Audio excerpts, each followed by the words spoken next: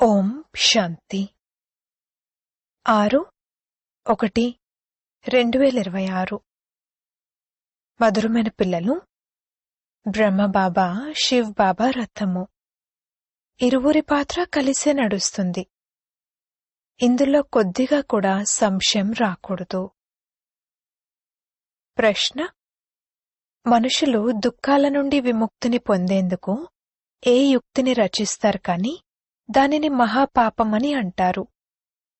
జవాబు: మనుషులు ఎప్పుడైతే దుఃఖితులుగా అవుతారో అప్పుడు స్వయాన్ని హతమార్చుకునేందుకు, అంతం చేసుకునేందుకు అనేక ఉపాయాలను రచిస్తారు. జీవహత్య చేసుకోవాలని ఆలోచిస్తారు. దీంతో మేం దుఃఖాల నుండి విముక్తులం అవుతామని భావిస్తారు. కాని ఇటువంటి మహాపాపం మరొకటి ఉండదు. వారు మరిన్ని దుఃఖాలలో చిక్కుకుంటారు. ఎందుకంటే ఇది ఉన్నదే అపారమైన దుఃఖాల ప్రపంచము. ఓం శాంతి. పిల్లలను తండ్రి అడుగుతున్నారు, ఆత్మలను పరమాత్మ అడుగుతున్నారు, మేము పరంపిత పరమాత్ముని సమ్ముఖంలో కూర్చున్నామని మీకు తెలుసా? వారికి తమ రథమంటూ లేదు. ఈ బ్రుకుటి మధ్యలో తండ్రి యొక్క నివాస స్థానం ఉందని ఈ నిశ్చయమైతే ఉంది కదా.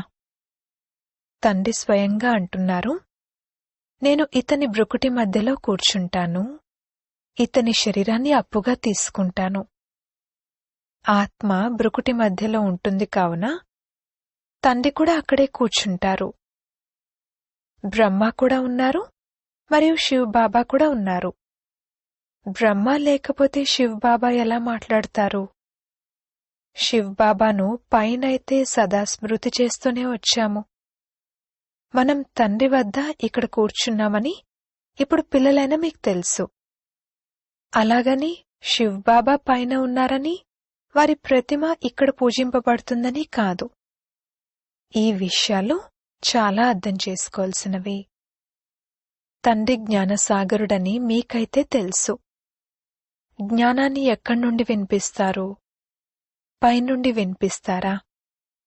వారు ఇక్కడ కిందకు వచ్చారు.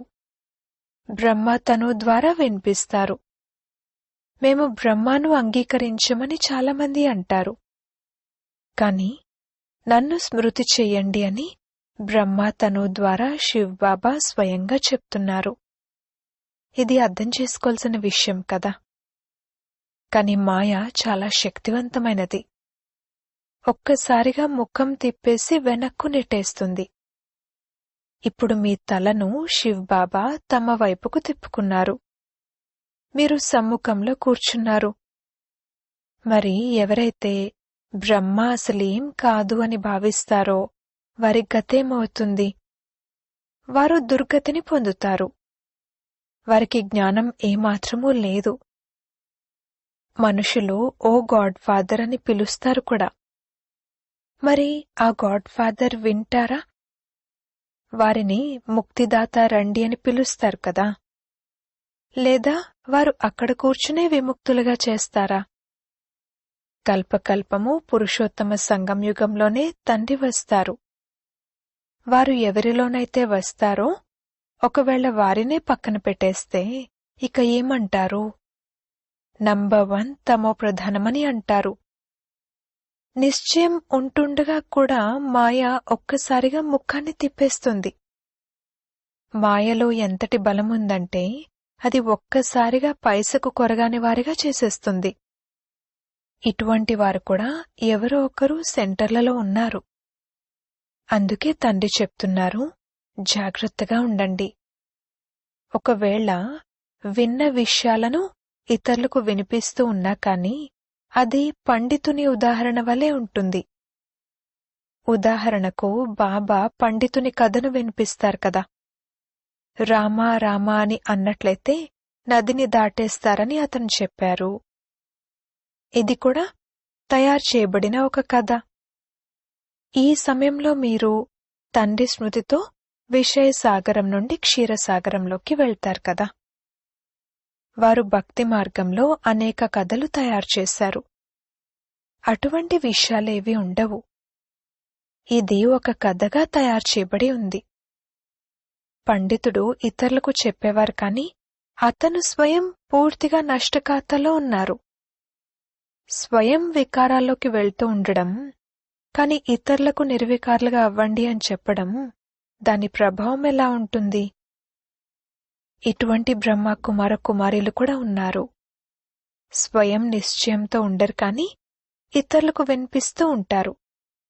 అందుకే అక్కడక్కడ వినిపించేవారి కంటే కూడా వినేవారే చురుగ్గా ముందుకు వెళ్ళిపోతారు. ఎవరైతే అనేకుల సేవ చేస్తారో వారు తప్పకుండా ప్రియం అనిపిస్తారు కదా. పండితుడు అసత్యమైన వారిని బయటపడితే వారినెవరు ప్రేమిస్తారు? అప్పుడు ఎవరైతే ప్రాక్టికల్గా స్మృతి చేస్తారో ప్రేమ వారి వైపుకు వెళ్ళిపోతుంది. మంచి మంచి మహారథులను కూడా మాయ మింగేస్తుంది. అలా చాలామంది మింగేయబడ్డారు. ఇప్పుడింకా కర్మాతీత అవస్థ ఏర్పడలేదని బాబా కూడా అర్థం చేయిస్తున్నారు. ఒకవైపు యుద్ధం జరుగుతుంది, మరోవైపు కర్మాతీత అవస్థ ఏర్పడుతుంది. ఈ రెండింటికి పూర్తి కనెక్షన్ ఉంది. ఇక తర్వాత యుద్ధం పూర్తయిపోతే ట్రాన్స్ఫర్ అయిపోతారు. మొదట రుద్రమాల తయారవుతుంది. ఈ విషయాలు ఇంకెవరికీ తెలియవు. వినాశనం ఎదురుగా నిలబడి ఉందని మీకు తెలుసు. ఇప్పుడు మీరు మైనారిటీ, వారు మెజారిటీ. కావున మిమ్మల్ని ఎవరు ఒప్పుకుంటారు? ఎప్పుడైతే మీ వృద్ధి జరుగుతుందో అప్పుడు మీ యోగ బలంతో చాలామంది ఆకర్షింపబడి వస్తారు. ఎంతగా మీ నుండి తుప్పు తొలగుతూ ఉంటుందో అంతగా బలం నిండుతూ ఉంటుంది. బాబా అన్నీ తెలిసినవారు అని కాదు, ఇక్కడికొచ్చి అందర్నీ చూస్తారు. వారికి అందరి అవస్థల గురించి తెలుసు. తండ్రికి పిల్లల అవస్థ గురించి తెలియదా ఏమిటి? వారికంతా తెలుస్తుంది. ఇందులో అంతర్యామి అనే విషయమేమీ లేదు. ఇప్పుడైతే కర్మాతీత అవస్థ ఇంకా ఏర్పడలేదు. ఆసురీ సంభాషణ, నడవడిక మొదలైనవన్నీ ప్రసిద్ధమైపోతాయి. మీరైతే దైవీ నడవడికను తయారు చేసుకోవాలి. దేవతలు సర్వగుణ సంపన్నులు కదా. ఇప్పుడు మీరలా తయారవ్వాలి. ఆ అసురులెక్కడా, దేవతలెక్కడా? కాని మాయ ఎవర్నీ విడిచిపెట్టదు. ముట్టుకుంటే ముడుచుకుపోయేవార్లా చేస్తుంది. పూర్తిగా హతమార్చేస్తుంది. 5 మెట్లున్నాయి కదా. దేహాభిమానం రావడంతోనే ఒక్కసారిగా పైనుండి కిందకు పడిపోతారు. పడిపోయారంటే మరణిస్తారు. ఈ రోజుల్లో స్వయాన్ని హతమార్చుకునేందుకు ఎటువంటి ఉపాయాలను రచిస్తున్నారు? 21 అంతస్తుల నుండి దూకుతారు. ఇక ఒక్కసారిగా అంతమైపోతారు. మళ్లీ ఆసుపత్రిలో పడుంటూ దుఃఖాన్ని అనుభవిస్తూ ఉండకూడదని భావిస్తారు. 5 అంతస్తుల నుండి పడిపోయి మరణించలేదు అంటే ఎంత దుఃఖాన్ని అనుభవిస్తూ ఉంటారు. కొందరు స్వయానికి నిప్పంటించుకుంటారు. ఒకవేళ ఎవరైనా వారిని రక్షిస్తే ఇక వారు ఎంత దుఃఖాన్ని సహనం చేయవలసి ఉంటుంది. కాలిపోయినట్లయితే ఆత్మ పారిపోతుంది కదా. అందుకే జీవహత్య చేసుకుంటారు, శరీరాన్ని సమాప్తం చేసుకుంటారు.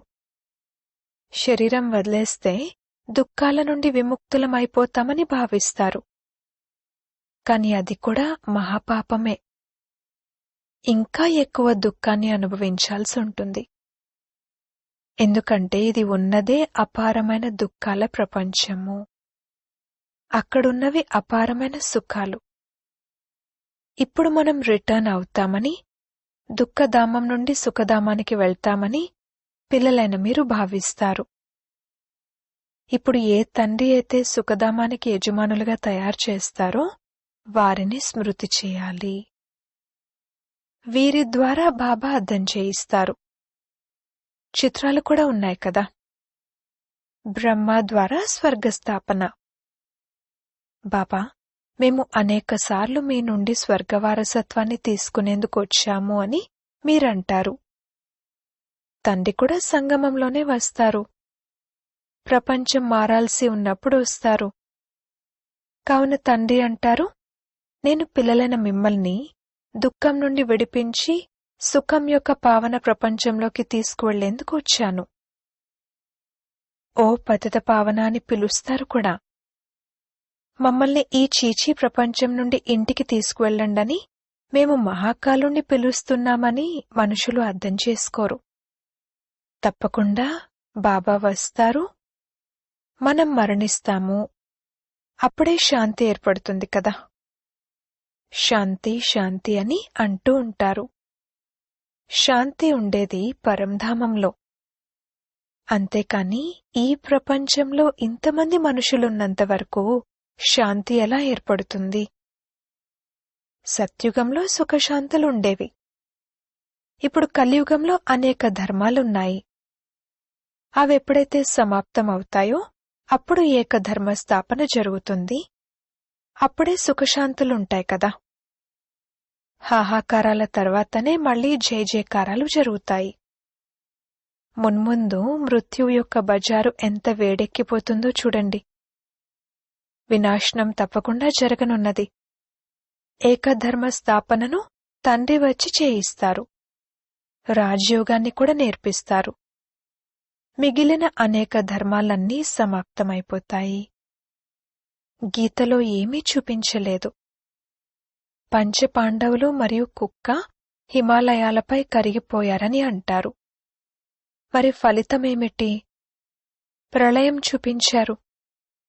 జలమయమైపోతుంది కాని మొత్తం ప్రపంచమంతా జలమయమైపోదు. భారత్ అవినాశీ పవిత్రమైన ఖండం కదా. అందులో కూడా ఆబు అన్నింటికన్నా పవిత్రమైన తీర్థస్థానం. అక్కడికి తండ్రి వచ్చి పిల్లలైన మీ ద్వారా సర్వుల సద్గతిని చేస్తారు. దిల్వాడా మందిరంలో ఎంత మంచి స్మృతి చిహ్నం ఉంది, ఎంత అర్థసహితంగా ఉంది. కాని దానిని ఎవరైతే తయారు చేశారో వారికి తెలియదు. కాని ఎంతైనా మంచి వివేకవంతులే కదా. ద్వాపరంలో తప్పకుండా మంచి వివేకవంతులుంటారు. కలియుగంలో తమో ప్రధానంగా ఉంటారు. ద్వాపరంలో ఎంతైనా తమో బుద్ధి కలవారిగా ఉంటారు. అన్ని మందిరాల కంటే మీరు కూర్చున్న ఈ స్థానం ఉన్నతమైనది. వినాశనంలో హోల్సేల్ మృత్యు జరుగుతుంది అన్నది ఇప్పుడు మీరు చూస్తూ ఉంటారు. హోల్సేల్ మహాభారీ యుద్ధం జరుగుతుంది. అందరూ సమాప్తమైపోతారు. ఇకపోతే ఒక్క ఖండం మిగులుతుంది. భారత్ చాలా చిన్నదిగా ఉంటుంది. మిగిలినవన్నీ సమాప్తమైపోతాయి. స్వర్గం ఎంత చిన్నదిగా ఉంటుంది. ఇప్పుడు ఈ జ్ఞానం మీ బుద్ధిలో ఉంది. కొందరికి అర్థం చేయించడానికి కూడా సమయం పడుతుంది. ఇది పురుషోత్తమ సంగమయుగము.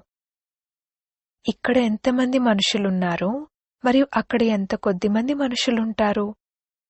వీరంతా సమాప్తమైపోతారు.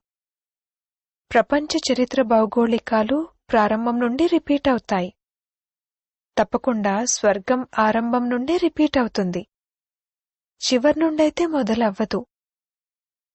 ఈ డ్రామా చక్రం అనాది అయినది. ఇది తిరుగుతూనే ఉంటుంది.